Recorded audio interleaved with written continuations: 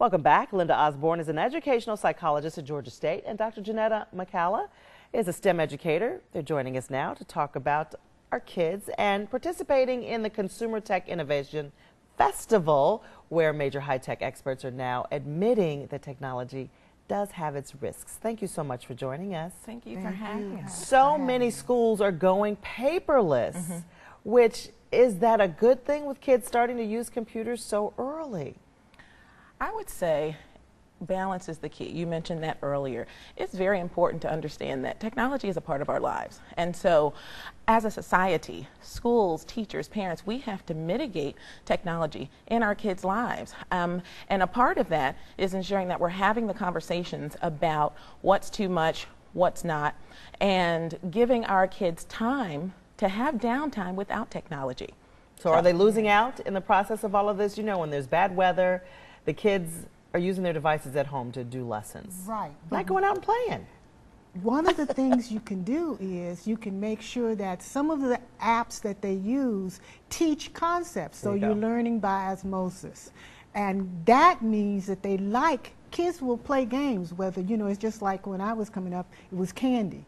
You know, we were not allowed to have candy. Don't you know that I figured out a way? Oh, yeah. So it's the same kind of thing. Now, what about kids who have no access to computers? They're at a disadvantage, wouldn't you say?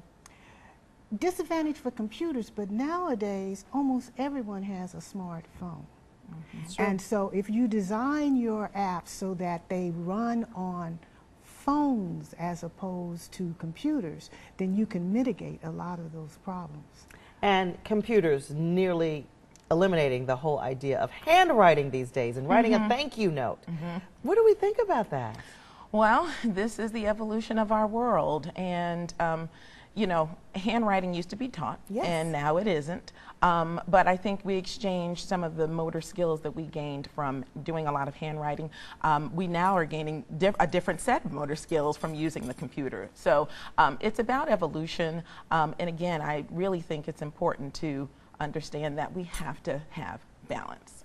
Very good. Dr. Janetta? And kids learn in multiple ways. So that's why we designed tactical devices, because you need to touch and feel, especially as a young one. What are these? These are what we call our switch controllers, our plushed animals that are Bluetooth tied to apps on a tablet or a phone. And so when you hit the turtle or ladybug, it controls the app. Wow. So it asks you a question and you do it on the device.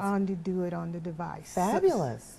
So that is one way, and human interaction also so important. Very important. Yes. Yes. And with a lot of the artificial intelligence that are being developed, such as with these apps, they actually are designed to function as a human interaction. So they're asking questions in ways that help to engage children. So again, we have to ensure that with all of these things that are coming online in terms of machine learning, that yes, we use them to enhance students' reading skills, STEM skills. That is important because there's not always an individual human tutor or teacher to be able to interact with these students. So we have to have options to ensure that all students can learn. But then again, it's really about ensuring that we do that with integrity. You just had a big event. Yes. With a friend of mine, Donna Lowry. Donna Lowry, she was one of our wonderful panelists on our tech panel on Friday. And it is the Consumer Tech Innovation Festival, and it's coupled with the High Tech Race Series. And so we brought together fitness and wellness and combined it with a love for technology. And that's one of the ways when we talk about maintaining balance, it is about both and. And Dr. Janetta, I love getting the kids involved with things like this. You've got a whole website set up for that as well. Yes, cyrobotics.com.